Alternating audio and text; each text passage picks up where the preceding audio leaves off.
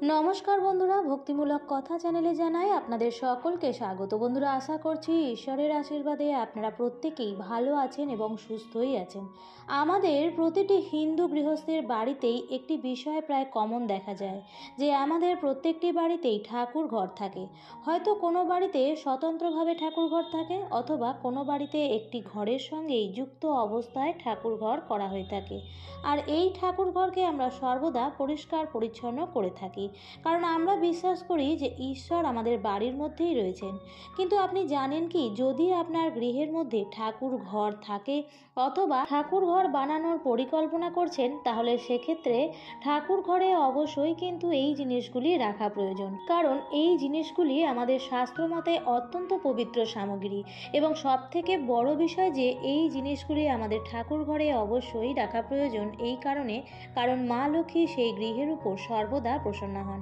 আজকের এই ভিডিওর মাধ্যমে এই সমস্ত উপকরণগুলি নিয়েই আলোচনা করব, এবং কিভাবে আপনি এর ব্যবহার করবেন সেই সম্পর্কেও আলোচনা করব।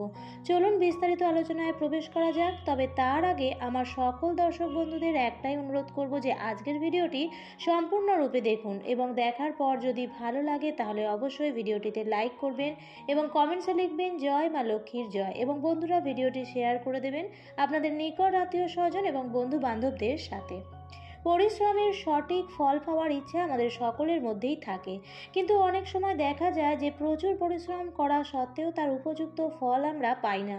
হয়তো কোনো না কোনো সময় আপনার ক্ষেত্রেও এই বিষয়টি দেখা দিয়েছে, আর এর একমাত্র কারণ ভাগ্য যদি আমাদের উপর সুপ্রসন্ন না থাকে, তাহলে পরিশ্রম স্বরূপ ভালো ফল আমরা লাভ করতে পারি না। প্রাচীন হিন্দু শাস্ত্র মতে এমনটাই বলা হয়েছে যে ঠাকুর ঘরের এমন কিছু জিনিস আছে যা রাখলে ভাগ্য সর্বদা প্রসন্ন থাকে এবং জীবনে চলার পথে ভাগ্য আমাদের সঙ্গী হয়। সবার প্রথমে যে বিষয়টিতে আসবো তা অত্যন্ত গুরুত্বপূর্ণ। আমাদের যে কোনো মন্ত্র বলুন অথবা শ্লোক বলুন, প্রত্যেকটি ক্ষেত্রেই প্রথমেই যে ধ্বনি উচ্চারণ করা হয় তা হয়তো আপনারা নিশ্চয়ই জানেন, আর তা হলো ওম ধ্বনি। শাস্ত্রমতে একটি ওম চিহ্নযুক্ত ছবি অথবা একটি ওম চিহ্নের শোপিস যদি বাড়িতে আপনি রাখতে পারেন, সেক্ষেত্রে সব থেকে ভালো হয়। এর ফলে বাড়িতে নেগেটিভ শক্তি সর্বদাই দূরে থাকে এবং পজিটিভ শক্তিকে প্রবেশ করতে সাহায্য করে। আমাদের হিন্দু শাস্ত্রে এই ওম শব্দের যথেষ্ট তাৎপর্য রয়েছে। ওম বলতে বোঝায় ত্রিদেবকে, অর্থাৎ ব্রহ্মা, বিষ্ণু, মহেশ্বরকে। যে কারণে এই ওম চিহ্নযুক্ত কোনো ছবি বা শোপিস গৃহের মধ্যে রাখা অত্যন্ত শুভ। তাই ঠাকুর ঘরে একটি ওম চিহ্নযুক্ত একটি ছবি বা শোপিস রাখুন। এর পাশাপাশি ঠাকুর ঘরের প্রত্যেক কটি দেওয়ালে স্বস্তিকা চিহ্ন যদি এঁকে দিতে পারেন, সেক্ষেত্রে আরও ভালো হয়। কারণ স্বস্তিকা চিহ্ন আমাদের শাস্ত্রে অত্যন্ত পবিত্র একটি চিহ্ন হিসেবে বিবেচিত হয়ে থাকে। তাই স্বস্তিকা যেন ঠাকুর ঘরের প্রত্যেক কটি দেওয়ালে আঁকা থাকে, এক্ষেত্রে বাড়ির পক্ষেই অত্যন্ত শুভ। যদি সম্ভব হয় এই স্বস্তিকা চিহ্ন এই ছবি আঁকার পাশাপাশি একটি স্বস্তিকা চিহ্নের শোপিসও আপনারা ঠাকুর ঘরে রাখতে পারেন। এক্ষেত্রে একটি বিষয় বলে রাখা প্রয়োজন। দেখবেন অনেক সময় স্বস্তিকা চিহ্ন, ওম চিহ্ন এবং ত্রিশূল চিহ্ন একসঙ্গে কিন্তু কিনতে পাওয়া যায়। আপনি এই ধরনের সামগ্রীও একসঙ্গে কিনে আপনার ঠাকুর ঘরে রাখতে পারেন। এক্ষেত্রে একটি বিষয় খেয়াল রাখবেন যে এই চিহ্নযুক্ত ছবি অথবা এই ওম চিহ্ন, স্বস্তিকা চিহ্ন এমন জায়গায় রাখবেন যাতে সকলের নজর পড়ে। সম্ভব হলে ঠাকুর ঘরের দরজার সম্মুখ ভাগে অথবা প্রবেশের পরে যাতে নজর পড়ে সেই ব্যবস্থা করবেন। দ্বিতীয় যে বস্তুটি অবশ্যই ঠাকুর ঘরে থাকা প্রয়োজন, আর তা হলো ঘণ্টা। প্রতিদিন পুজো করার পর কয়েক মিনিট ঘণ্টা বাজালে বাড়ি থেকে নেগেটিভ শক্তি দূরে চলে যায়। এর ফলে বাড়িতে সুখ শান্তি বজায় থাকে। তাই অবশ্যই ঠাকুর ঘরে একটি ছোট হোক অথবা বড় হোক, যে কোনো একটি প্রকার ঘণ্টা রাখা আবশ্যক। তবে শুধুমাত্র ঘণ্টাটি রাখলেই হবে না, প্রতিদিন পুজোর সময় কিন্তু অবশ্যই কিছুক্ষণের জন্য বাজানো প্রয়োজন। তৃতীয়ত যে বিষয়টির কথা বলবো তা আমাদের শাস্ত্রে বলুন বা যে কোনো পূজা অর্চনার ক্ষেত্রেই বলুন না কেন, এটি কিন্তু একটি প্রধান অঙ্গ, আর তা হলো প্রদীপ। আপনি মাটির প্রদীপ রাখতে পারেন অথবা পেতলের অথবা কাঁসার যে কোনো প্রদীপ রাখতে পারেন, তবে প্রদীপ সর্বদা দুটি রাখবেন। আপনার বাড়িতে ঠাকুর ঘরে নিশ্চয়ই ঠাকুরের সিংহাসন রয়েছে। এই ঠাকুরের সিংহাসনের সামনে সন্ধে দেওয়ার পর আসনের দুদিকে দুটি প্রদীপ জ্বেলে দিতে হবে প্রতিদিন, এবং সেই প্রদীপ জ্বালতে হবে ঘি দিয়ে। তবে একান্তই যদি আর্থিক সমস্যা থাকে তাহলে আপনি তেল দিয়েও প্রদীপ প্রজ্বলন করতে পারেন। তাই অবশ্যই বাড়িতে দুটি প্রদীপ থাকা প্রয়োজন। এবং শুধু থাকলেই হবে না, প্রতিদিন কিন্তু নিয়ম করে প্রদীপ প্রজ্বলন করতে হবে। আর আপনি যদি এটা করতে পারেন তাহলে দেখবেন সংসারের ছবিটাই পুরো পাল্টে যাবে। চতুর্থত, যে সামগ্রীর কথা বলবো সেটি অত্যন্ত একটি পবিত্র সামগ্রী এবং আমাদের হিন্দু গৃহস্থের প্রতিটি বাড়িতেই এই বস্তুটি দেখতে পাওয়া যায়।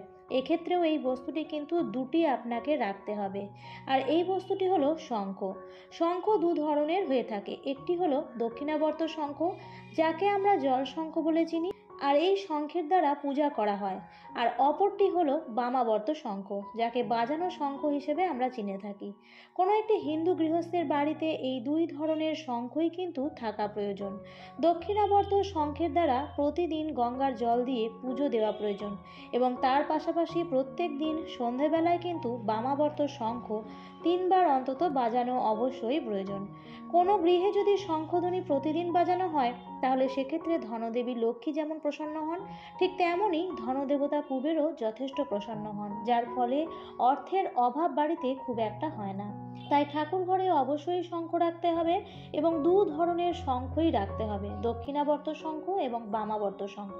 আর প্রতিদিন কিন্তু পূজা করা প্রয়োজন আর পূজার সময় ব্যবহার করাও প্রয়োজন এবং বামাবর্ত শঙ্খ কিন্তু অবশ্যই 3বার বাজানো প্রয়োজন। এবং সব শেষে যে বিষয়টির কথা বলবো সেটি কিন্তু কোনো সামগ্রী বা বস্তু নয়। যখন আপনি ঠাকুর ঘর করছেন একটি বিষয় খেয়াল রাখবেন যে ঠাকুর ঘরে যেন সূর্যের আলো প্রবেশ করতে পারে, সেদিকে বিশেষ নজর দিতে হবে। সূর্যের আলো প্রবেশ করতে পারলে সেই বাড়িতে কোনো রকম বাস্তু দোষ থাকে না।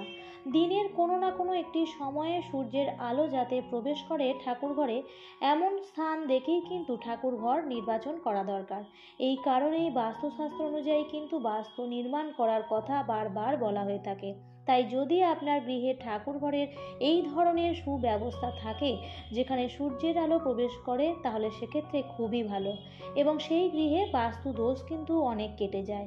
আর যদি এরকমটা না হয় তাহলে কিন্তু অবশ্যই এই বিষয়টি করতে হবে যে তা হলো প্রত্যেক বৃহস্পতিবার ঠাকুরের আসনের সামনে সিঁদুর দিয়ে একটি পদ্ম ফুল এঁকে তার উপরে একটি ঘটে আম পাতা ও নারকেল রাখুন এবং প্রত্যেক বৃহস্পতিবার এই উপকরণগুলি আবার বদলে ফেলুন।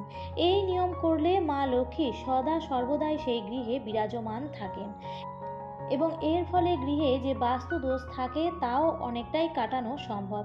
যাই হোক, এই ভিডিওতে যে সমস্ত উপকরণগুলির কথা বলা হলো, আপনি যদি হিন্দু শাস্ত্রে বিশ্বাসী হয়ে থাকেন তাহলে নিশ্চয়ই আপনার গৃহে এই সমস্ত উপকরণগুলি রয়েছে এবং আপনি তার যথাযথ ব্যবহার করছেন।